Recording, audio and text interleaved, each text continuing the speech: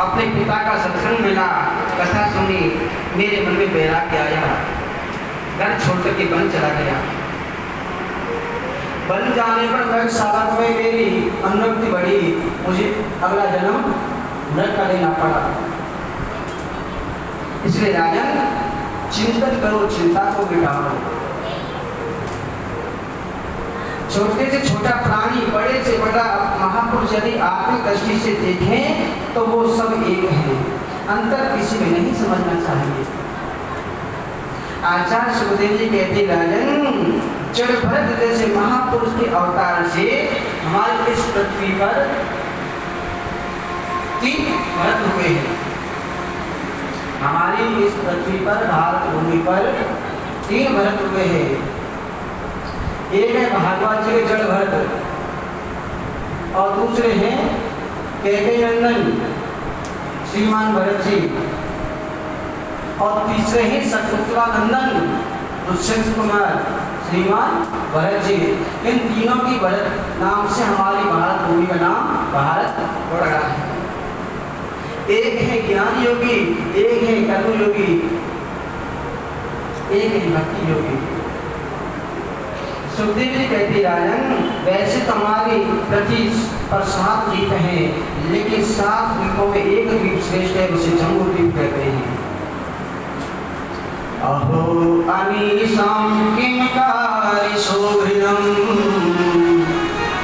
प्रसन्न एषां विदत स्वयं हरिः। जन्म लब्धं निशुम्भारताजिरे,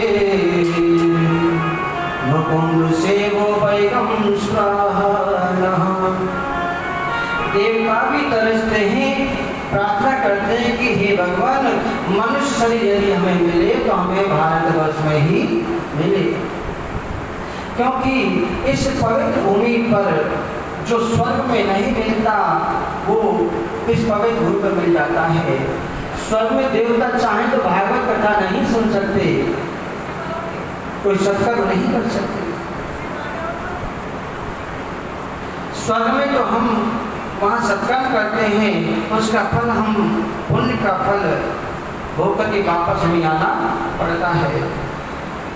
लेकिन भारत की भूमि पर सत्संग के माध्यम से हम अपने जीवन को संभाल सकते हैं, क्योंकि ये भूमि कर्म प्रदान है। जैसा कर्म करोगे वैसा हमें फल मिलेगा। एक बार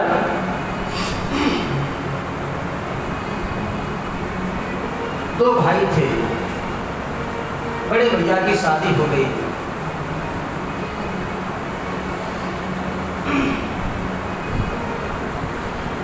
दोनों पे अथाह संपत्ति थी।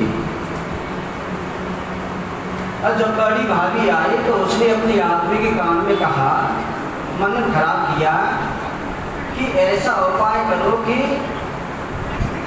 इनका स्वर्गवास हो जाए और ये सारी संपत्ति हमें मिल जाए। तो उन्होंने एक वैद्य जी को बुलाया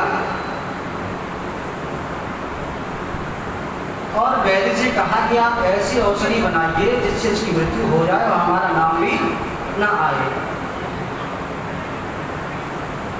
वैद्य ने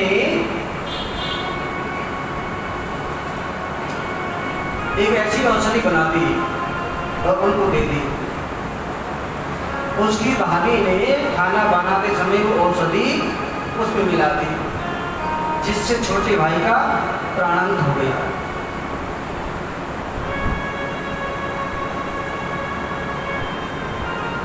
छोटे भाई का प्राण जब हो गया कुछ समय बाद वो छोटा भाई बड़ी भाभी का पुत्र बन करके इस दुनिया में वापस आ गया। बड़ा हुआ, जब इसका शादी का समय आया तो जिस वैद्य ने इसको जहर बना के औषधि बना के दी थी मारने के लिए, वो वैद्य उसकी घरवाली बन करके आया।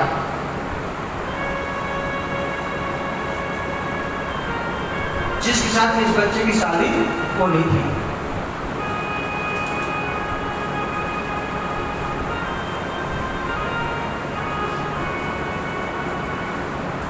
जब शादी हो गई, शादी होने के बाद कुछ समय बाद उस लड़के की मृत्यु हो गई।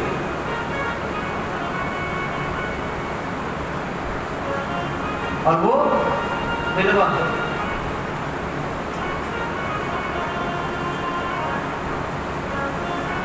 तो उसकी आत्मा ने कहा कि मैं आप लोगों को दंड देने के लिए ही यहाँ जन्म लेकर के इस घर में आया था। तुमने मेरी संपत्ति के लिए मुझे मरवाया, और इस वैद्य ने जो औरत बन के आई है मेरी, इसने औषध दी, इसको दंड देने के लिए मैं इसका पति बना, और आज मैं दोनों को छोड़ करके जा रहा हूँ, इनको सजा दे करके। तो जैसा आप कर्म करते हो ना, वैसा ही तुम्हें आगे भोगना पड़ता है। जो बोएगा वही पाएगा, तेरा किया आगे आएगा। जो बोएगा वही पाएगा, तेरा किया आगे आएगा। जो बोएगा वही पाएगा, तेरा किया आगे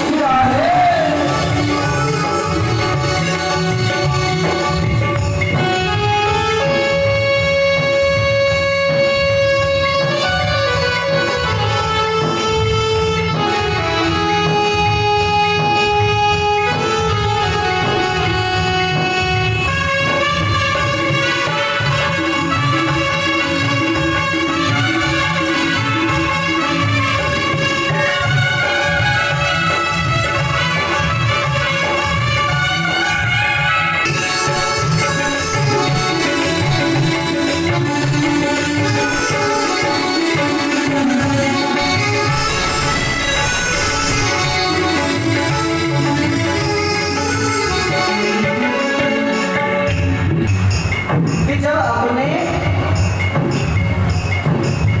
छोड़ के चले जाते हैं,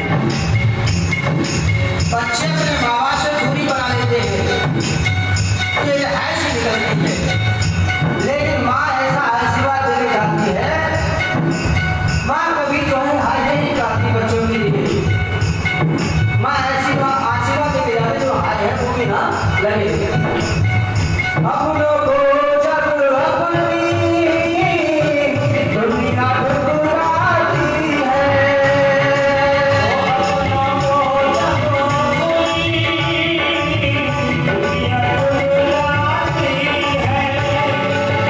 अपनों को जब अपनी दुनिया ठुकराती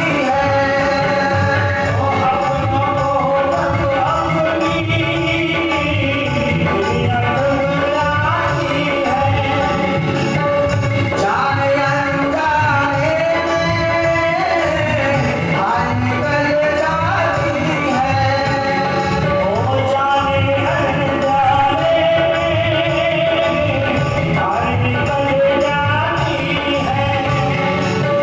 जाने अनजाने में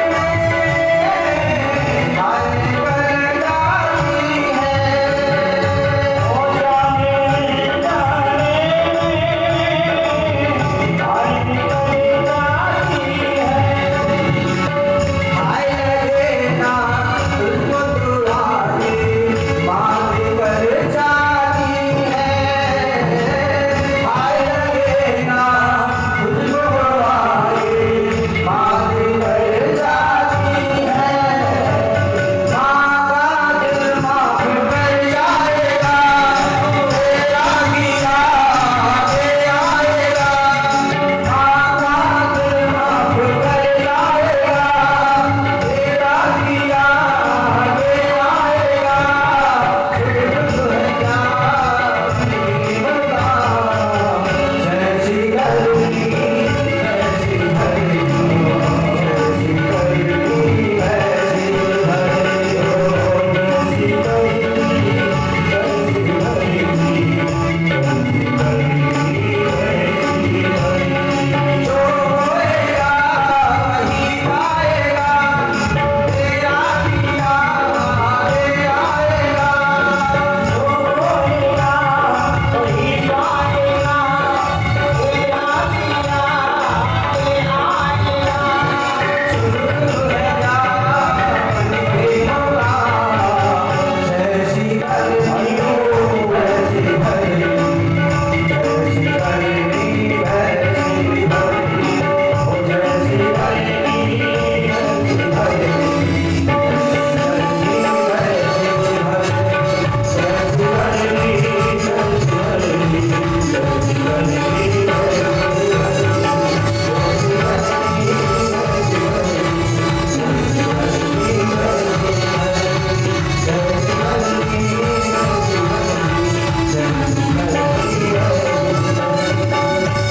जय जय श्री राधे, जय जय श्री राधे, जय जय श्री राधे। एक कथा मुझे याद आ गई। एक बार एक पंडित जी थे, पंडित जी बहुत विद्वान,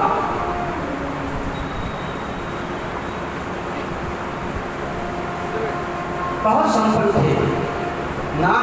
नाम था उनका अजामिल। अजामिल पंडित जी बहुत धनवान थे, पूजा पाठ करके अपनी आजीविका चलाते थे।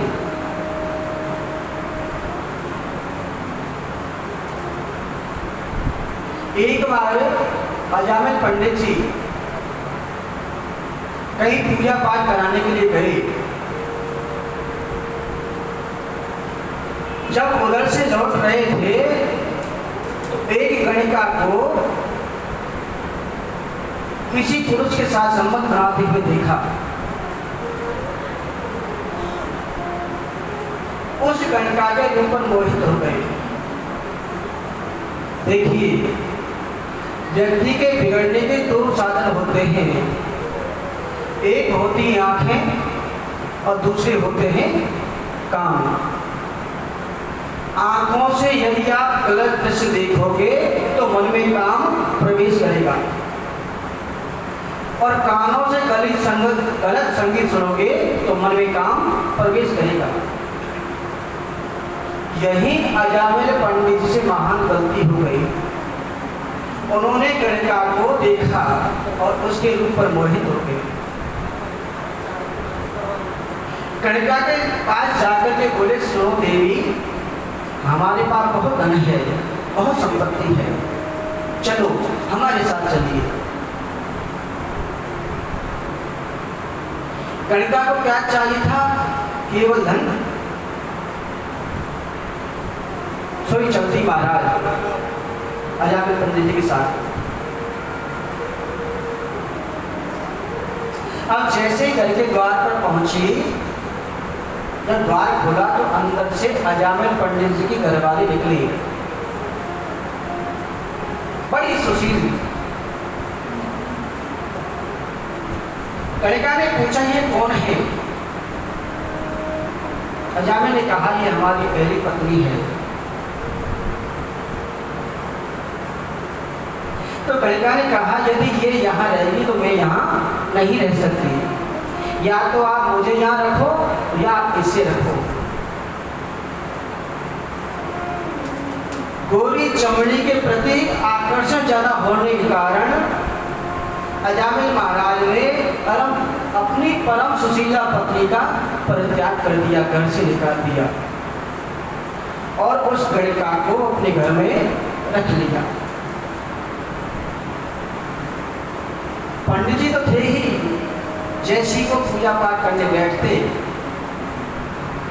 गणिका डांटते हुए बोली, ये क्या रोज रोज माला झोली लेकर के बैठ जाते हो, जाओ कुछ कमा करके लाओ। उस गणिका के संसर्ग से परम विद्वान ब्राह्मण चोरी करने लगा, डाका डालने लगा, मदिरा पान करने लगा, मांस भक्षण करने लगा। रात को लाल पट्टी माथे पर बांध करके डाका डालने जाता, नंगी तलवार लेकर के, और सुबह 4 बजे गठरी बांध करके घर पे आकर थे।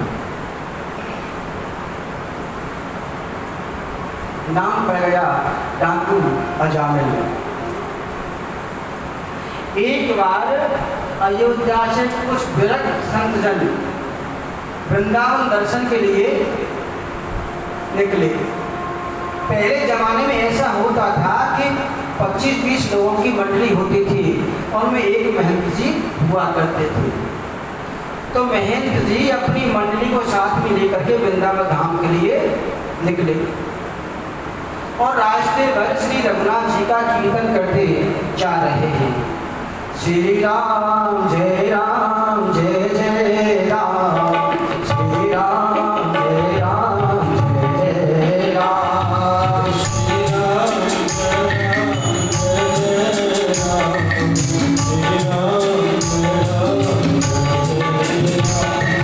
श्री राम जय राम, श्री राम जय राम जय जय राम, श्री राम जय राम जय जय राम,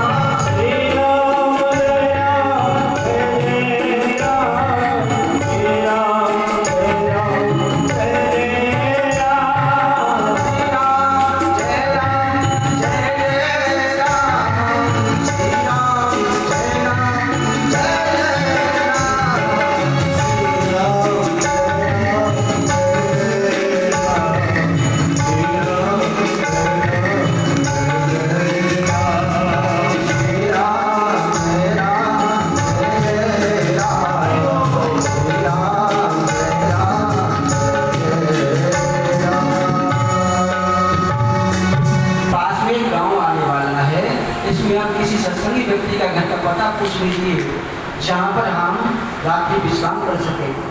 भोग पा सके। तो महंत जी ने वहां पर खड़े हुए कुछ लोगों से पूछा कि बेटा, हम लोग अयोध्या से आए हैं, वृंदावन दर्शन के लिए जा रहे हैं, रात्रि होने वाली है, हमें यहाँ किसी सत्संगी व्यक्ति का घर का आप पता बता दीजिए जहाँ हम रात्रि विश्राम कर सकें। उन लोगों में कुछ उद्गत व्यक्ति भी खड़े हुए थे। मन में सोचा, बड़े संत बनते हो, आज तुम्हें हम ऐसे व्यक्ति का पता बताएंगे, भगवान ने चाहा तो आपका लोटा सोटा तुम्बा सब छुड़ा लेगा। लेकिन संत हृदय नवनीत समाना, संतों का हृदय तो महाराज माखन से भी कोमल होता है। जो पराई को साधे उसे संत कहते हैं। आजकल के संत जैसे नहीं है जो अरबों की संपत्ति जिन्होंने बना रखी है। कुछ तो ऐसे भगवान बैठे थे जिन्होंने आजकल है। तो महंत जी उनकी बात को नहीं समझ सके। उन व्यक्ति ने कहा, महाराज हमारे गांव में तो सबसे बड़े सत्संगी महाराज अजामिल हैं, आप उनके घर पर चले जाइए। संत वहां से गए और अजामिल के द्वार पर जब पहुंचे तो जैसे ही कुंडी में कटाई तो अंदर से गणिका बाहर निकली। अपने द्वार पर साधु को देख करके गणिका बहुत खुशी हुई।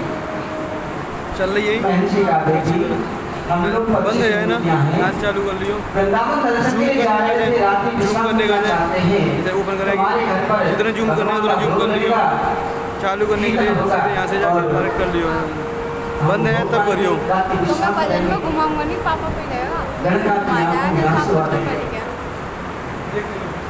कि बाबा, मेरी माँ ने कहा था कि संतों से कभी झूठ नहीं बोलना चाहिए। बाबा, मेरे पति कोई सत्संगी व्यक्ति नहीं है, मेरे पति डाकू हैं, मदिरापान होता है यहाँ पर, मांस भक्षण होता है, मैं अपने घर में आपको भोजन नहीं करा सकती। महंत से वहां जाने लगे तो गणिका पैर पकड़ करके बोली कि बाबा, माँ ने ये भी कहा था यदि सूखा राशन दे दिया जाए तो उसमें कोई दोष नहीं लगता। ऐसा करिए, मैं सूखा राशन आपको दे देती हूँ, चबूतरे पर बैठ करके पेड़ के नीचे टिकट बनाइए, भगवान का भोग लगाइए और पाइए। शिष्य बोले, गुरुदेव चलते ही ये जगह अच्छी नहीं है। महंत ने कहा कि इसको अगर हमने संभाला नहीं तो और कौन संभालेगा। वहां रुक गए महाराज, टिकट बनाया, भोग लगाया। अब जैसे ही गुरुजी ने महंत जी ने पहला ग्लास मुंह में लेना चाहा तो गुरुदेव की आंखों से आंसू आ गए। शिष्य ने कहा, गुरुदेव आप क्यों रोते हो, क्या बात है? बोले, बेटा हमने दुष्ट अजामिल का अन्न खाया है और मैं परमात्मा से, रघुनाथ जी से यही प्रार्थना करता हूँ कि हे रघुवर, कोई ऐसी कृपा कर दो कि अजामिल की वृत्ति बदल जाए। इतनी बातें आपस में कर ही रहे थे कि रात को 12 बजे अजामिल द्वार पर आ गया और अपने द्वार पर संतों को देख के आग बबूला हो गया और जोर जोर से डांटने लगा कि तुम्हारी हिम्मत कैसे यहाँ पर आने की। इतनी जोर से डांटने लगा कि अंदर कड़का की आवाज सुनी और बाहर आ गई। सुन गड़बड़ हो गया। कलिका ने कहा, जरा भी शर्म नहीं है आपको, संतों से ऐसे बोलते हैं? अरे वृंदावन जा रहे थे, रात को रुक गए तो क्या हो गया? कोई नॉर्मल हो गया महाराज, क्योंकि पत्नी से डरता था और डरना भी चाहिए और भलाई भी इसी में है। कोई नॉर्मल हो गया महाराज। हाँ हाँ, आप कुछ कह रहे थे। तो महंत जी ने कहा कि बेटा, जब भोजन कराया जाता है तो दक्षिणा दी जाती है। क्या तुम हमें दक्षिणा नहीं दोगे? पहले तो उसने देखा कि लड़का है तो नहीं, पत्नी तो नहीं है, पत्नी अंदर चली गई थी। तो अजामिल ने फिर डांटते हुए बोला, अरे वो महात्मा जी, सबसे बड़ी दक्षिणा मेरी आपके लिए ये है कि मैंने आपका लोटा सोटा तुम्बा छुड़ाया नहीं है, चले जाओ यहाँ से, दक्षिणा और हमसे।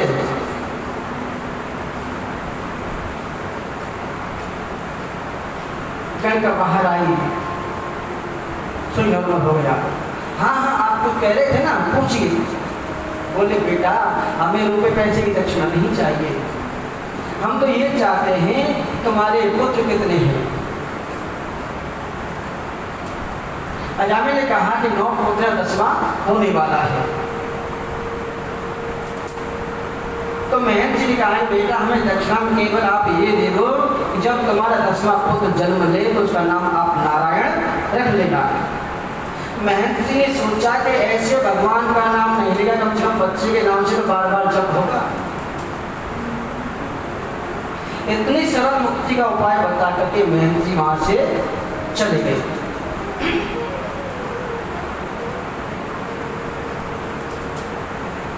लेकिन पापा में कोई कमी नहीं आई। समय के साथ 10वां बालक होगा, उसका नाम नारायण रख दिया। अब उस छोटे बालक में उसकी लालसा ज्यादा बढ़ने लगी।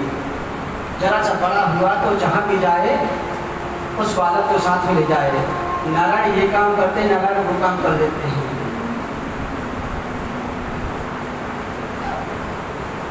एक बार सोते सोते जब सो रहा था, अंत समय जब उसका आया तो धर्मराज के गण उसे लेने आए यमराज के। जब उसके गले में रस्सी डाल दी और जब ले जाने लगे वो जोर जोर से चिल्लाने लगा, अरे कोई बचाओ, अरे कोई बचाओ, अरे कोई बचाओ। जब किसी ने आवाज नहीं सुनी तो उसकी आवाज, उसकी नजर जो है अपने खेलते हुए बालक पर पड़ी। दूरे क्रीडन का सतम पुत्रम नारायणद्वयं प्लावतेने सुरोचेन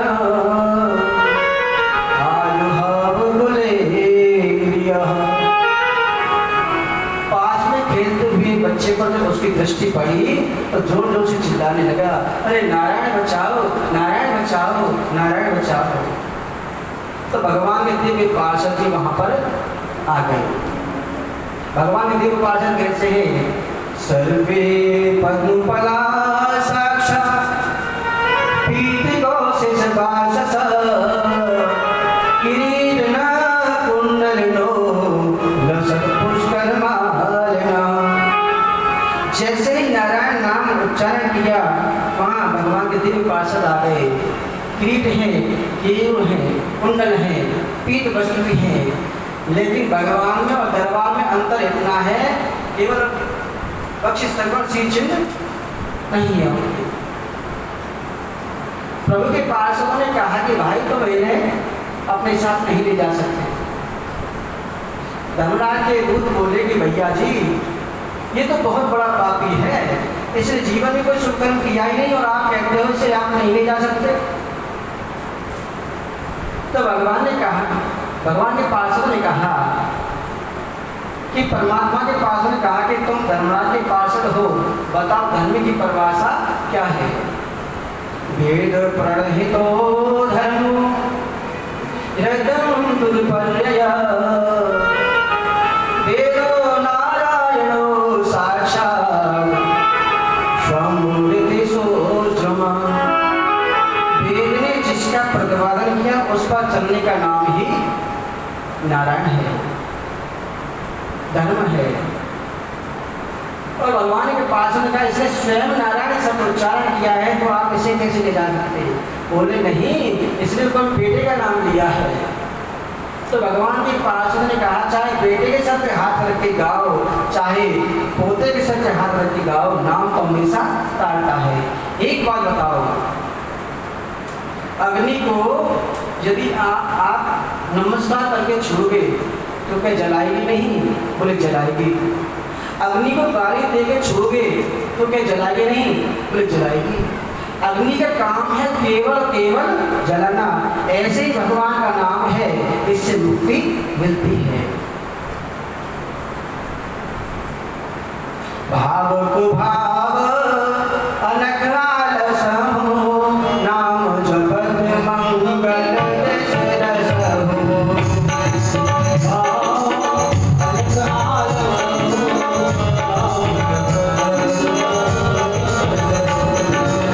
भाव को भाव अनखराल समो, नाम जपत मंगल दशरथ हो।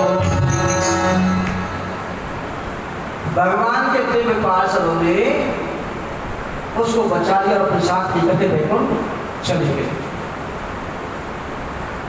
तो धर्मराज जो सेवक थे यमदूत, जब वापस पहुंचे तो धर्मराज ने कहा आप ले आए? तो यमदूत बोले महाराज जले पर नरक मत छिड़कवा। उसने अपने बेटे का नाम लिया नारायण, भगवान के दिव्य पार्षद आगे और अपने साथ लेकर के चले गए।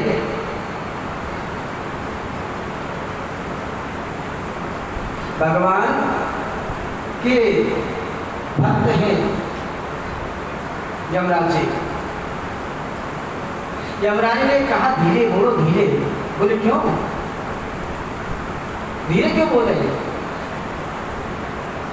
तो धर्मराज ने कहा यही तो वो नाम है जिसका मैं चिंतन करता हूँ। आप लोग पूछते हो ना, जब मैं समाधि में बैठा होता हूँ आप किसका चिंतन कर रहे हो? यही तो मेरे श्रीमन नारायण है। अगर यहाँ पर सब लोग नारायण नारायण जपने लगे तो यहाँ तो ताला ही लग जाएगा यमराज यमपुर में। भगवान के नाम पर चलने वाले हम 12 भागवत हैं। स्वयं नारद शंभु कुमार कपिलो मुनि, मनु प्रहलादो जन को भीष्मो बलिर्भद्रार्कम। नारायण के नाम के आधार पर जीवन चलाने वाले हम 12 भागवत हैं। स्वयंभू शंकर, स्वयंभू नारद, शंभु नारद, कपिल जी, सनत कुमार, स्वयं मनु महाराज, प्रहलाद जी, जनक जी, भीष्म पितामह, बलि महाराज, सुखदेव जी और धर्मराज।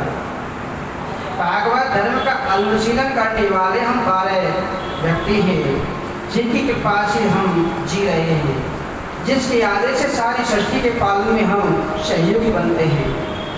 और परमात्मा के परम पार्षदों का तुमने दर्शन कर लिया। यमदूत बोले हम किसके पकड़ लाए, किसको छोड़े?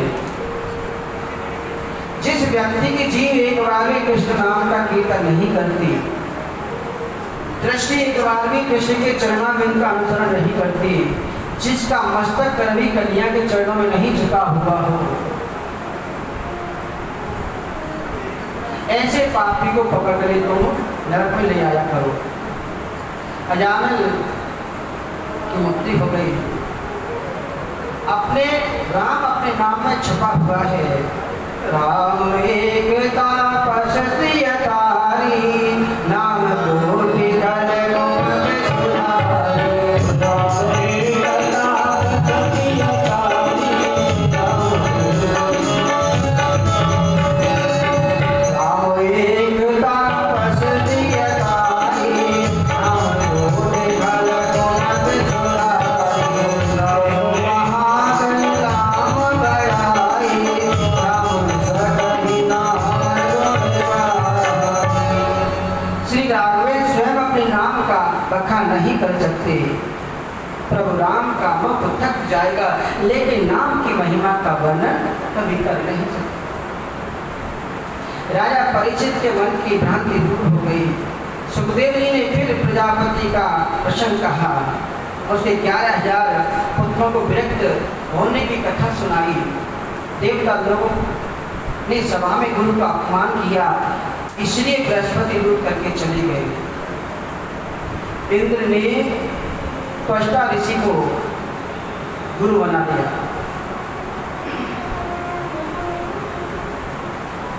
इंद्र के हाथों उनकी मृत्यु हुई, बड़ा भारी पाप लगा। उस ब्रह्म हत्या के पाप को 4 जगह बांट दिया गया। त्वष्टा मुनि ने मंत्र शक्ति से दूसरा पुत्र उत्पन्न किया। वृत्रासुर इंद्र को मारने आया। इंद्र ने प्रभु भक्त दधीचि से प्रार्थना की। उनकी अस्थियों से बने वज्र से उसका प्राणन किया। वृत्रासुर का उद्धार हुआ। परीक्षित ने पूछा, ऐसा महान भक्त होने पर भी वृत्रासुर को राक्षस योनि में क्यों जाना पड़ा? सुखदेव जी वर्णन करते हैं कि राजन, वृत्रासुर पूर्व जन्म में चित्रकेतु नाम का राजा था। उसकी कई रानियां थी, लेकिन कोई संतान नहीं थी। अंगिरा ऋषि के दिव्य प्रताप से चित्रकेतु के घर पुत्र हुआ, लेकिन अन्य रानियों ने मिलकर के उस बालक को विष दे दिया,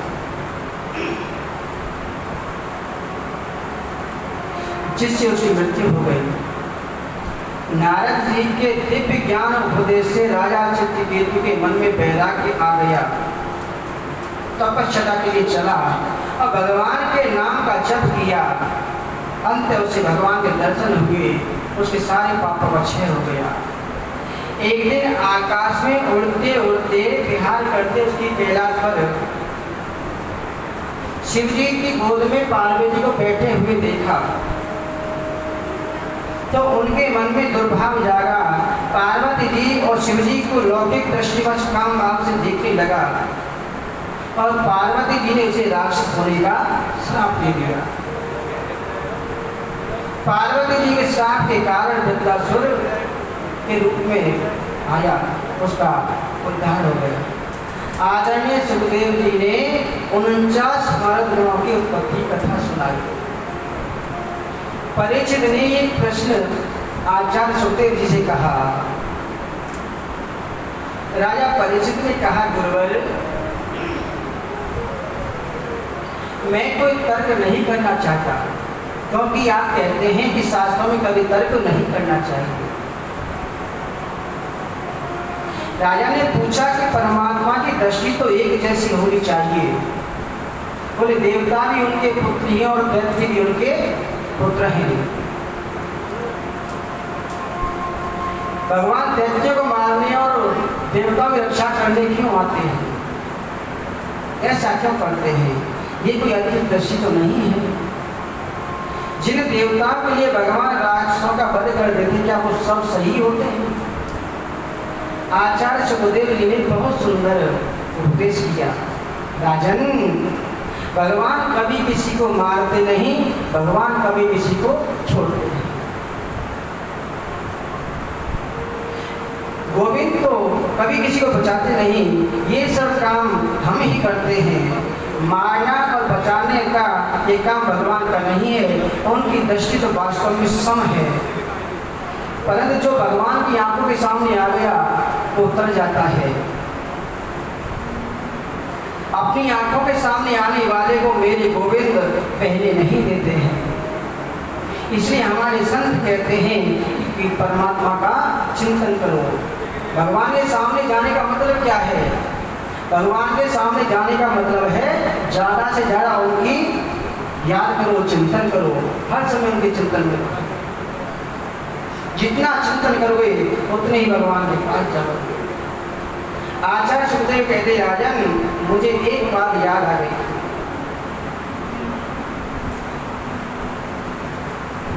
कि आपके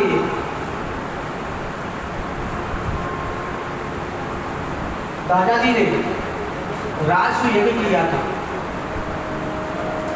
उसमें सभी लोग को बुलाया, किसी न किसी को सेवा दी गई वहां पर। अब एक प्रश्न हुआ कि यज्ञ में सबसे श्रेष्ठ व्यक्ति कौन है? तो युधिष्ठिर ने भगवान कृष्ण को कह दिया कि ये सबसे श्रेष्ठ है। उसी सभा में बैठा हुआ था शिशुपाल। शिशुपाल खड़ा हो गया और गाली पर गाली देने लगा।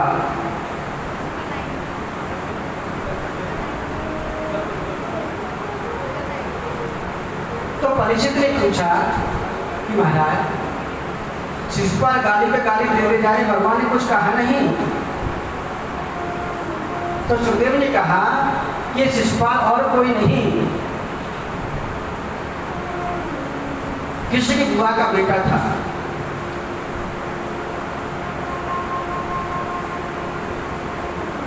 और बुआ को वरदान दिया कि 99 गाली इसकी माफ कर दूंगा और 100 भी गाली होगी तो उसका वध कर दूंगा।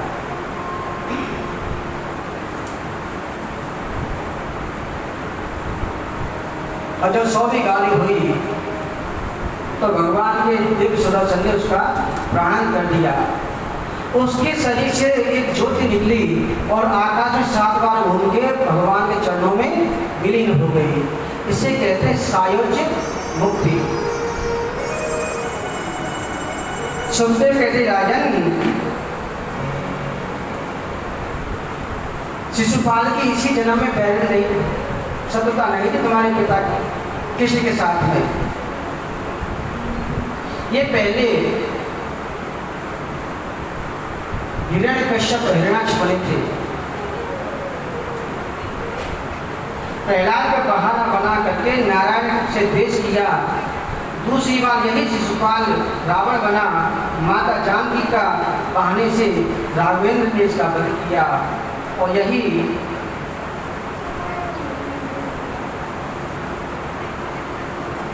शिशुपाल बनकर के मुक्ति पाली। युधिष्ठिर नारायण से पूछा, प्रहलाद को बहाना बना करके नारायण से द्वेष कैसे किया? परीक्षित बोले मैं भी यह प्रश्न सुनना चाहता हूँ। सुखदेव जी ने कहा राजन, कल मैंने कथा कही थी हिरण्यकश्यप की, छोटा भाई था हिरण्याक्ष, जिसका भगवान बाला ने वध कर लिया था। हिरण्यकश्यप ने विष्णु से शत्रुता कर ली। हिरण्यकश्यप की पत्नी का नाम है कयाधु। कयाधु के 3 पुत्र हैं, चौथा पुत्र अभी हुआ नहीं था। हिरण्यकश्यप तपस्या करने के लिए चला गया और पत्नी से कहकर के गया कि मैं वर्षों में लौटूंगा। तपस्या से ब्रह्मा को प्रसन्न करके वरदान मांगे। वर प्राप्त करके घर लौट आया तो पता चला पीछे से इंद्र ने उसके 3 पुत्रों का वध कर दिया।